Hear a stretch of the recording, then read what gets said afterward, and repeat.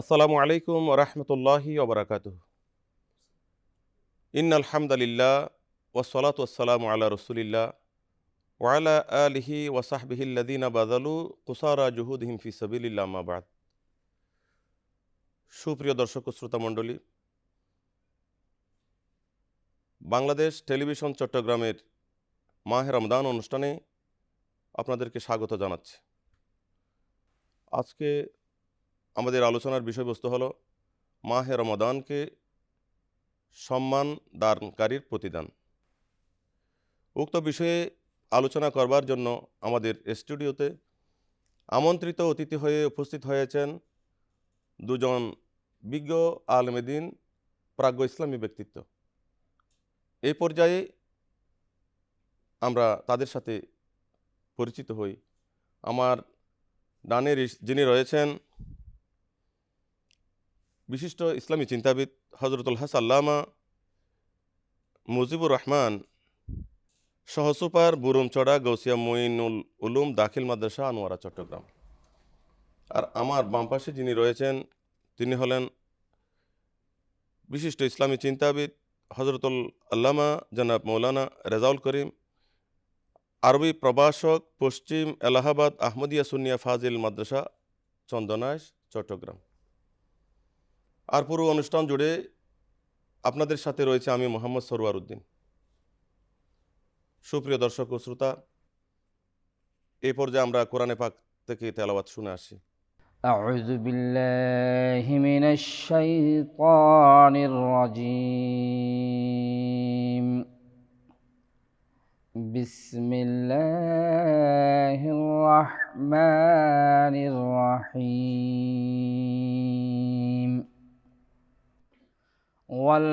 والعاديات ضبحا فالموريات قدحا فالمغيرات صبحا فأثرن به نقعا فوسطن به جمعا إن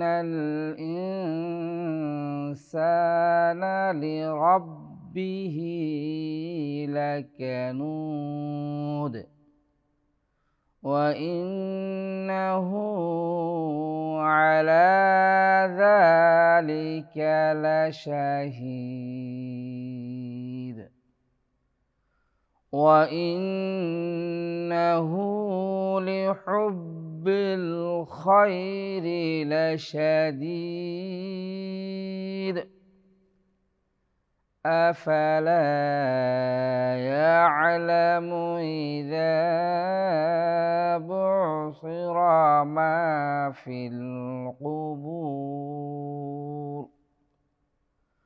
وحصل ما في الصدور إن ربهم بهم يومئذ لخبير. صدق الله العظيم وصدق رسوله النبي الحبيب الكريم. আলহামদুলিল্লাহ ওয়া শুকরুলিল্লাহ। অত্যন্ত সুললিত কণ্ঠে আমরা পবিত্র কোরআন পাকের তেলাওয়াত শুনলাম। মুহতারম, আমরা জানি আরবি বর্ষপঞ্জির নবম মাস হচ্ছে মাহে রমাদান। যে মাসকে কোরআন নাজিলের মাস বলা হয়, যে মাসকে লাইলাতুল কদরের মাস বলা হয়,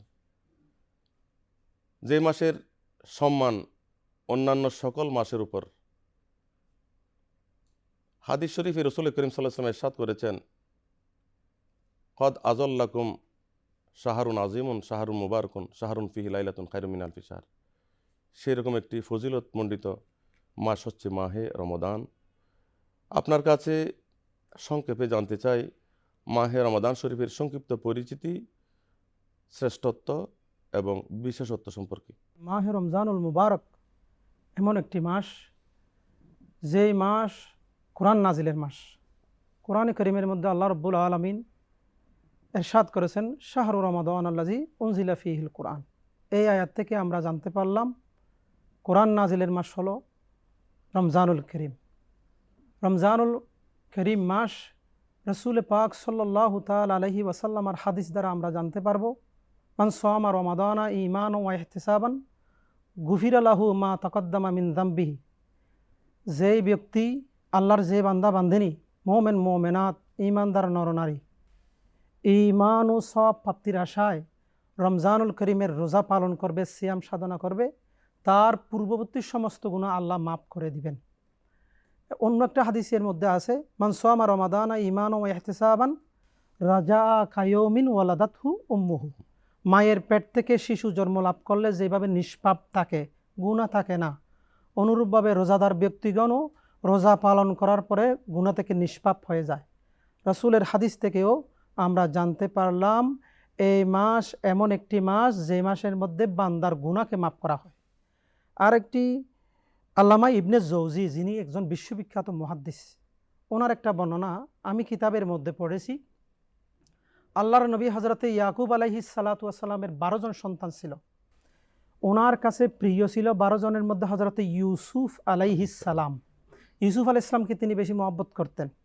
12 জনের মধ্যে মহব্বত করতেন ইউসুফ আলাইহিস সালামকে। অনুরূপভাবে আরবি 12টি মাস, মুহাররামুল হারাম থেকে শুরু করে জিলহজ পর্যন্ত, এই 12 মাসের মধ্যে রব্বুল আলামিন পরওয়ারদিগার আলম যে মাসকে বেশি মহব্বত করেন সেই মাসের নাম হলো রমজানুল করিম। সুবহানাল্লাহ। হজরতে ইউসুফ আলাইহিস সালাতু ওয়াস সালামের একজনের উসিলায় বাকি 11 ভাইয়ের গুনাহকে আল্লাহ মাফ করে দিয়েছেন। অনুরূপভাবে আমরাও রমজানুল করিমের সিয়াম সাধনা, রোজা যদি পালন করি তাহলে রব্বুল আলামিন বাকি 11 মাসের গুনাহ, আমাদের গুনাহও আল্লাহ মাফ করে দিবেন। মুহতারাম, পবিত্র মাহে রমাদান শরীফ হচ্ছে রহমত, মাগফিরাত এবং নাজাতের মাস, এবং এই মাসকে আত্মসংযমের মাস বলা হয়, প্রশিক্ষণের মাস বলা হয়। আত্মসংযম এবং প্রশিক্ষণের মাস হিসেবে আপনি মাহে রমাদানকে কীভাবে মূল্যায়ন করবেন? আসলেই পবিত্র রমজান মাস, এটাকে বলা হয় আত্মসংযমের মাস, সেলফ তো কন্ট্রোল। সেলফ কন্ট্রোল, ঠিক বলেছেন আপনি। তো এই আত্মসংযম বলতে আমরা মূলত বুঝি আমাদের মনের ভিতরে যে 6টি রিপু আছে, কাম, ক্রোধ, অহংকার, মোহ, বাসনা ইত্যাদি বিষয়গুলোকে কন্ট্রোল করে একেবারে পরিশুদ্ধ করার নামই হচ্ছে সেলফ কন্ট্রোল বা আত্মসংযম। এবং পবিত্র মাহে রমাদান এটা হচ্ছে সেলফ কন্ট্রোলের মাস, আত্মসংযমের মাস হিসেবে স্বীকৃত, এবং ইসলামে এটা এই মাসকে আত্মসংযমের মাস হিসেবে স্বীকৃতি দেওয়া হয়েছে। আমি যদি প্রথমত সোম শব্দের আবিধানিক অর্থ আমরা হ্যাঁ, যেটা পাই আলেমসাক, আলেমসাক, বিরত থাকা, নিজেকে ষড়রিপুকে বিভিন্ন খারাপ কর্ম থেকে বিরত রাখা।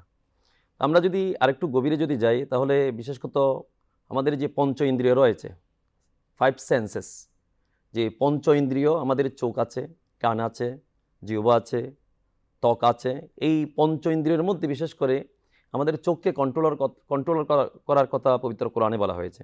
যেমন সূরা নূরের মধ্যে আল্লাহ রাব্বুল আলামিন ইরশাদ করেছেন, কুল্লিল মুমিনিনা ইয়াগুদ্দু মিন আবসারিহিম ওয়া ইয়াহফাযু ফুরুজাহুম। এই যে চোখকে খারাপ কোনো ছবি দেখা থেকে, অশালীন কোনো কিছু দেখা থেকে কন্ট্রোল করা, এটা কিন্তু রমজানের রোজার মাধ্যমে আমরা অভ্যস্ত হই এই ব্যাপারে। তারপরে আমরা যদি আরেকটু সামনের দিকে যদি বিষয়টাকে যদি এগিয়ে নিয়ে যাই, তাহলে আল্লাহ রসুল সাল্লাল্লাহু আলাইহি ইসলাম মুসলমানের পরিচয় দিয়েছেন, আল মুসলিমু মান সালিম আল মুসলিমুনা মিন ইয়াদিহি ওয়া লিসানি,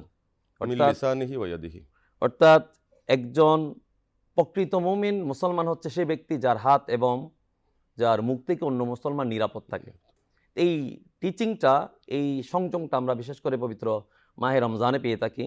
যেহেতু হাদিস শরীফের মধ্যে ইরশাদ হয়েছে, যখন কোনো বান্দা ঝগড়া করে, অশালীন কথাবার্তা বলে, তখন আল্লাহ রসুল বলেছেন যারা সত্যিকার অর্থে মুমিন, যারা রমজানকে তাজিম করে সম্মান করে, তাদেরকে আল্লাহ রসুল বলেছেন ফাল ইয়াকুল ইন্নী সাইম, সেই জন্য বলে আমি রোজাদার। এরকম রেওয়ায়েত আছে, আমি যেন রোজাদার, আমি যেন ওই কাজ থেকে বিরত থাকি। এবং আরেকটু যদি আমি ক্লিয়ার করে বলি, বিশেষ করে নফসে আম্মারা, আমরা সবাই জানি নফস 3 প্রকার, নফসে আম্মারা, নফসে লাওয়ামা, নফসে মুতমাইন্না। নফসে আম্মারা যেটা আছে মানুষকে সবসময় খারাপ কাজে প্রবুদ্ধ করে, ওই নফসে আম্মারাকে কন্ট্রোল করার জন্য সবচেয়ে উত্তম মেডিসিন হচ্ছে রমাদান, উপবাস থাকা। যেমন বিভিন্ন কিতাবের মধ্যে এসেছে আল্লাহ রাব্বুল আলামিন যখন ইন্নাল্লাহা লাম্মা খালাকান নাফসা, যখন আল্লাহ রাব্বুল আলামিন নফসকে সৃষ্টি করলেন তখন তাকে প্রশ্ন করলেন মান আনা, আমি কে? নফস উত্তর দিয়েছিল অহংকার করে, আন্তা আন্তা আনা আনা, আপনি আপনি আমি আমি। আল্লাহ রাব্বুল আলামিন নফসের এই অহংকার বরদাস্ত করে নাই, সেজন্য নফসকে 1000 বছর জাহান্নামের আগুনের মধ্যে রেখেছেন।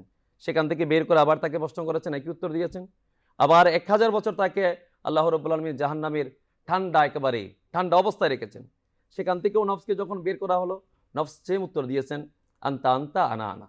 কিন্তু আল্লাহ রাব্বুল আলামিন কিতাবের মধ্যে এসেছে যখন 1 মাস এই নফসকে উপবাস রাখলেন, খাবার পানি সব কিছু যখন বন্ধ করে দিলেন, তখন নফস একেবারে দুর্বল হয়ে গেল। ওখান থেকে আল্লাহ রাব্বুল আলামিন তাকে বের করে যখন জিজ্ঞাসা করলেন মান আনা, তখন নফস উত্তর দিয়েছিল আন্তা রব্বি ও আনা আবদুকা দাঈফ, আপনি আমার রব, আমি আপনার দুর্বল একজন বান্দা। মুহতারাম, মাহে রমাদান শরীফ আল্লাহ পাকের অসংখ্য নিয়ামতের মধ্যে অন্যতম একটি নিয়ামত। নিয়ামত পেলে শুকরিয়া আদায় করতে হয়, নিয়ামতকে মূল্যায়ন করতে হয় এবং সম্মানিত ব্যক্তিকে সম্মান করতে হয়, সম্মানিত বস্তুকে সম্মান দেখাতে হয়। তো মাহে রমজান শরীফের মতো এত বড় একটি নিয়ামত আল্লাহ আমাদেরকে দান করেছেন, সেই নিয়ামতকে আমরা কিভাবে মূল্যায়ন করতে পারি বা সম্মান করতে পারি? রমজানুল করিম উম্মতে মুহাম্মদের জন্য, আমাদের জন্য অত্যন্ত নিয়ামত। এই নিয়ামতের শুকরিয়াতে প্রথমত এই মাসকে ফেলে, এই রমজান মাস ফেলে আসলে আমাদেরকে রোজা রাখতে হবে। এর পক্ষে কোরআনে করিমের এই আয়াতকে আমরা বলতে পারি ফামান শাহিদা মিনকুমুশ শাহরা ফালিয়াসুমহু, তোমাদের মধ্যে যারা রমজান মাসকে পাবে, রমজান মাসকে উপস্থিত পাবে, তারা যেন রোজা পালন করে, সিয়াম সাধনা করে। রসুল পাক সাল্লাল্লাহু তাআলা আলাইহি ওয়াসাল্লামের থেকেও আমরা হাদিসে মুবারক থেকে আমরা জেনেছি, তোমরা যখন এই রমজানের চাঁদ দেখবে, রমজান শরীফের চাঁদ দেখবে, নতুন চাঁদ, ওই চাঁদ দেখে তোমরা কি করবা? রোজা পালন করবে। সুমু বিরুয়াতিহি ওয়াফতিরু বিরুয়াতিহি, এইভাবে তোমরা রোজা রাখো, চাঁদ দেখে রোজা ছাড়ো। এইভাবে কোরআন এবং হাদিস থেকে আমরা সেটা জানতে পারি। একটা পেয়ে গেলাম, আমরা রোজা রাখবো। এরপর আর কি করতে পারি? যেমন কোরআন তেলাওয়াত, কোরআনে করিমের তেলাওয়াত করতে পারি। কোরআনে করিমের তেলাওয়াত রাসূল পাক সাল্লাল্লাহু তাআলা আলাইহি ওয়াসাল্লামের হাদিস শরীফের মধ্যে আছে, আফজালুল ইবাদাতে তেলাওয়াতুল কোরআন, আফজালু ইবাদাতু উম্মতি তেলাওয়াতুল কোরআন। আমার উম্মতের এই ইবাদতের মধ্যে সর্বশ্রেষ্ঠ সর্বোত্তম ইবাদতের নাম হলো কি? কোরআনে করিমের তেলাওয়াত। আমরা জিকির আজকার করতে পারি, 5 ওয়াক্ত নামাজ আমাদের বাজামাত আদায় করতে হবে, এবং আমরা তারাবির নামাজ আমরা পালন করব, তাহাজ্জুদের নামাজ পড়ব। যে তাহাজ্জুদের নামাজ আমাদের জন্য স্পেশাল নিয়ামত। আর রমজানের মধ্যে তাহাজ্জুদের নামাজ তো অত্যন্ত অনায়াসে পড়া যায়। কিভাবে? মানুষ, আল্লাহর বান্দা বান্দিরা, রোজাদাররা যখন সেহরি খেতে উঠে, তখনই ওই তাহাজ্জুদটা হয়তো আগে পড়তে পারে, সেহরি খাওয়ার আগে, অথবা পরেও পড়ে নিতে পারে। একটা বড় সুযোগ রয়েছে এই রমজানের মধ্যে আমরা পালন করতে পারি। উমরি কাজার নামাজ আদায় করা যায়, উমরি কাজা, সালাতুত তাসবিহ নামাজ আদায় করা যায়, দান সদকা। এই রমজানুল করিমের মধ্যে তো দান সদকা, অর্থাৎ মাহে রমজান মুবারক হচ্ছে ইবাদতের বড় মৌসুম, অর্থাৎ ইবাদতের প্যাকেজ। আপনি চাইলে বিভিন্ন প্রকারের মনের মান্দুরি মিশিয়ে ইবাদত করতে পারেন। তাহলে বিভিন্ন প্রকারের ইবাদতের মাধ্যমে আমরা মাহে রমজানকে কি করব? সম্মান করব, মূল্যায়ন করব। হযরত, আপনার কাছে আমি জানতে চাইব, মাহে রমাদান শরীফকে ইবাদতের মাধ্যমে মূল্যায়ন করলে, সম্মান করলে আল্লাহ পাক কি প্রতিদান আমাদেরকে দিবেন? মূলত যারা পবিত্র মাহে রমজানকে তাজিম করবে, সম্মান করবে, তো তাজিম এবং সম্মানের অনেকগুলো ক্যাটাগরি আছে। এখানে তাজিম এবং সম্মান বলতে বোঝানো হয়েছে যেহেতু রমজান মাসে রোজাটা পেয়ে খুশি উদযাপন করা, তারপরে রমজান মাসের এই 30 কিংবা 29 রোজা ধারাবাহিকভাবে পালন করা, তারাবি পালন করা, তারপরে কোরআন তেলাওয়াত করা, জিকির আজকার করা, এগুলো হচ্ছে রমজানকে তাজিম করা। এবং যারা এই রমজানকে পেয়ে খুশি হয়ে এই সমস্ত ইবাদতের মধ্যে যারা মশগুল থাকবে, তাদের অসংখ্য পুরস্কার, অ্যাওয়ার্ডের কথা আল্লাহ রাব্বুল আলামিন কোরআনে রাসূল পাক সাল্লাল্লাহু আলাইহি ওয়াসাল্লামের জীবনের মধ্যে দেখা যায়। সর্বপ্রথম আমি যদি বলতে চাই, তাহলে হাদিসে কুদসিতে একটা হাদিস এসেছে মোহতারাম, আপনি অবগত আছেন অবশ্যই, আল্লাহ রাব্বুল আলামিন ইরশাদ করেছেন আসসামুলি ওয়ানা ওয়ানা আজজি বিহি ওফি রিওয়ায়াতিন ওয়ানা উজজা বিহি, যে যারা রমজানের রোজা পালন করবে আল্লাহ বলতেছেন তাদের প্রতিদান আমি আল্লাহ কুদরতি হাতেই দিব। সুবহানাল্লাহ। তো এটা অনেক বড় একটা পুরস্কার। অন্যান্য অনেক ইবাদতের সওয়াব আল্লাহ ফেরেশতাদের মাধ্যমে দিবেন, আমলনামায় উল্লেখ করা থাকবে, কিন্তু রমজানের ব্যাপারে আল্লাহ রাব্বুল আলামিন ঘোষণা দিয়েছেন না, এটার প্রতিদান বান্দা রোজা রেখেছে আমার কারণে, আমার জন্য, এবং এটার প্রতিদান আমি কুদরতি হাতেই দিব। 2 নম্বর যদি আমরা বলতে চাই, রমজানের রোজাকে তাজিম করার কারণে, রমাদান মাসকে তাজিম করার কারণে আল্লাহ রাব্বুল আলামিন ওই বান্দাকে মুত্তাকি এবং পরহেজগার হওয়ার সুযোগ দান করবেন, যেটা সূরা বাকারার 183 নম্বর আয়াতে আল্লাহ রাব্বুল আলামিন ইরশাদ করেছেন, ইয়া আইয়ুহাল্লাযীনা আমানু কুতিবা আলাইকুমুস সিয়াম কামা কুতিবা আলাল্লাযীনা মিন ক্বাবলিকুম লাআল্লাকুম তাত্তাকুন। এই তাকওয়া মুত্তাকি যারা হবে তারা আল্লাহর অনেক কাছে চলে যাবে। আরেকটা আয়াত আল্লাহ রাব্বুল আলামিন ইরশাদ করেছেন, ইন্না আকরামাকুম ইনদাল্লাহি আতকাকুম, তোমাদের মধ্যে সেই ব্যক্তি আমি আল্লাহর নিকট দিব কাছে যে ব্যক্তি রমজানের রোজা পালন, যে ব্যক্তির মধ্যে তাকওয়ার বিষয়টা থাকবে। এরপরে যদি আমরা যাই যে রমজানের রোজা যারা পালন করবে, তাজিম করবে, তাদের জন্য জান্নাত তো আছেই আছে, বরঞ্চ স্পেশাল একটা জান্নাতের দরজা আছে যেটাকে বলা হয় রায়্যান। এই জান্নাতের রায়্যান নামক এই দরজা দিয়ে রোজাদার বান্দাই প্রবেশ করতে পারবে, অন্য কেউ প্রবেশ করতে পারবে ইন্না না। ফিল জান্নাতি সামানিয়াতু আবওয়াব আবওয়াব। মিনহা বাবুন ইউসাম্মা রায়্যান ইউসাম্মা রায়্যান লা লা ইয়াদখুলুহু ইয়াদখুলুহু ইল্লা ইল্লা সাইমুন। সাইমুন। সুন্দর বলেছেন। তারপরে আরো একটু যদি আমরা সামনে যাই বিষয়টা নিয়ে, তাহলে সেখানে দেখতে পাই এই রমজান মাসকে যারা তাজিম করে তাদের জন্য আল্লাহ রহমতের দরজা, জান্নাতের দরজা খুলে দেয়। যেমন হাদিসে এসেছে, ইজা দাখালা রমাদান ফুতিহাত আবওয়াবুল জান্নাহ। তো জান্নাতের দরজা তাদের জন্য খোলা হয় যারা রমজানের রোজাকে তাজিম করে, সম্মান করে, রমজানের রোজায় ইবাদত বন্দেগীর মধ্যে যারা অতিবাহিত করে, তাদের জন্যই এই জান্নাতের স্পেশাল, রহমতের স্পেশাল দরজা আল্লাহ রাব্বুল আলামিন উন্মুক্ত করে দেয়। আপনার সাথে আমি আরেকটা যোগ করতে চাই, এই মাহে রমাদান হচ্ছে আল্লাহ পাক রব্বুল আলামিনের কাছে তওবা ইস্তেগফারের উপযুক্ত সময়। জি জি, বান্দার বেশি বেশি তওবা ইস্তেগফার আল্লাহ এই মাসের মধ্যে কবুল কবুল করে করবেন। থাকেন, এটা একটা সম্মান। জি মুহতারাম, আপনার কাছে জানতে চাই, মাহে রমজান শরীফে আমরা কি করব, কি সে সম্পর্কে তো সংক্ষিপ্ত আলোকপাত হয়েছে। এখন শুধু সংক্ষিপ্ত আকারে জানতে চাইবো, এই মাসে আমরা কোন কোন কাজ থেকে বিরত থাকবো? মাহে রমজানুল মুবারক অত্যন্ত সম্মানিত মাস, রহমতের মাস, বরকতের মাস, নাজাতের মাস। এই মাসকে ইজ্জত প্রদান করতে গিয়ে আমাদের কতিপয় কাজ থেকে বিরত থাকা অবশ্যই প্রয়োজন। প্রথমত আমরা ঝগড়া ফাসাদ থেকে দূরে থাকব। কেউ যদি ঝগড়া ফাসাদ করতে চায় তাকে বলে দেওয়া হবে, আমি রোজাদার, রোজা থেকে তোমার সাথে ঝগড়া করতে চাই না। দ্বিতীয় নম্বরে আমরা বলতে পারি গুনার কাজ থেকে আমরা বিরত থাকব। গুনার কাজ বলতে প্রথমত আমরা মিথ্যা থেকে দূরে থাকব, কেননা হাদিসে মুস্তাফার মধ্যে আছে আল কিসবু উম্মুজ জুনুব, জুনুব, এবং এভাবেও আছে মাল্লাম ইয়াদা কওলা যুর ওয়াল আমালা বিহি ফালাইসা ফালাইসা লিল্লাহি লিল্লাহি হাজাতুন হাজাতুন আন ইয়াদা ইয়াদা তাআমাহু তাআমাহু ওয়া ওয়া শারাবাহু। শারাবাহু। রাসূল পাক সাল্লাল্লাহু তাআলা আলাইহি ওয়াসাল্লামের এই হাদিসটার অনুবাদের দিকে আমি একটু যাচ্ছি।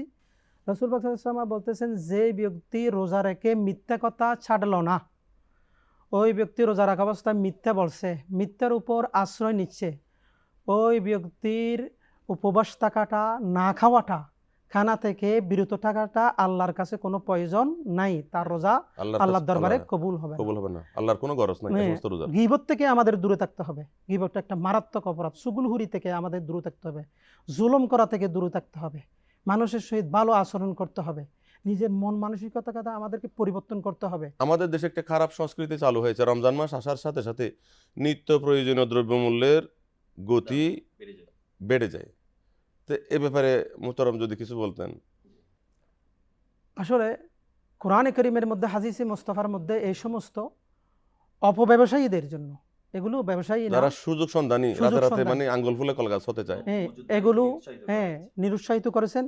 এগুলো রসুল পাক সাল্লাল্লাহু তাআলা আলাইহি ওয়াসাল্লামের প্রকৃত উম্মতের মধ্যে পড়ে না, তারা আল্লাহ এবং রসুলের সাথে হিয়ানত করে।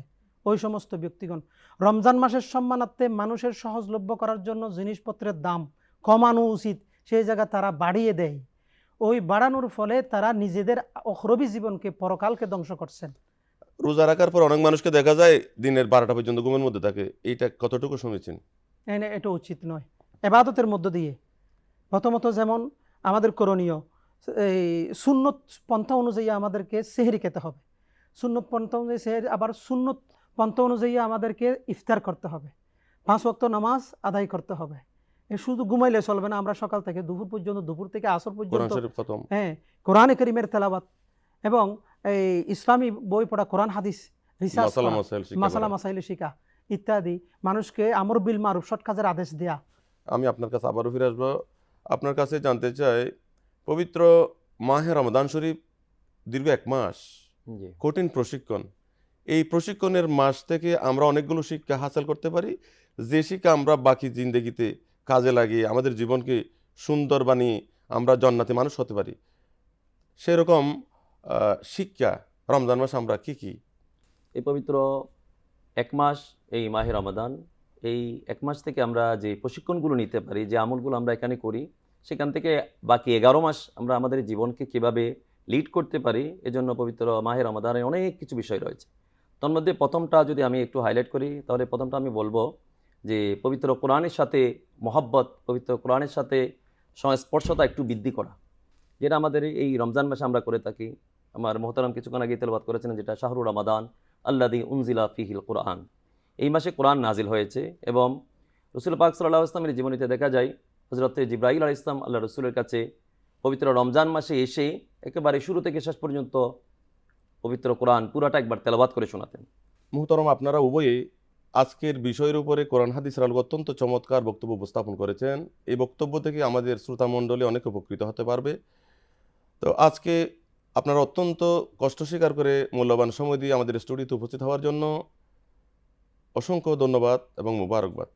সুপ্রিয় দর্শক, পবিত্র মাহে রমাদান শরীফ আমাদের জন্য একটি মহা সুযোগ, ইবাদত বন্দেগী আদায় করার উপযুক্ত সময়, আল্লাহর কাছে তওবা ইস্তেগফার করার উপযুক্ত সময়। এই পবিত্র মাহে রমাদান শরীফ হচ্ছে 11 মাসের মধ্যে সংগঠিত গুনাহের কাফারা। অর্থাৎ পবিত্র মাহে রমাদান শরীফে বিবিধ ইবাদত বন্দেগীর মাধ্যমে আমাদের হায়াতের গুনাহ আল্লাহ মাফ করে দিবেন। হাদিস শরীফে রয়েছে, রসুল করিম সাল্লাল্লাহু আলাইহি ওয়াসাল্লাম ইরশাদ করেন, আসসালাওয়াতুল খামসু ওয়াল জুমআতু ইলাল জুমআতি ওয়া রমাদানু ইলা রমাদানা মুকাফিরাতুল লিমা বাইনাহুন্না। মুকাফিরাতুন লিমা বাইনাহুন্না বলা হয়েছে, অর্থাৎ 2 রমজানের মধ্যবর্তী সময়ে সংগঠিত গুনাহের কাফারা হচ্ছে মাহে রমাদান শরীফের ইবাদত।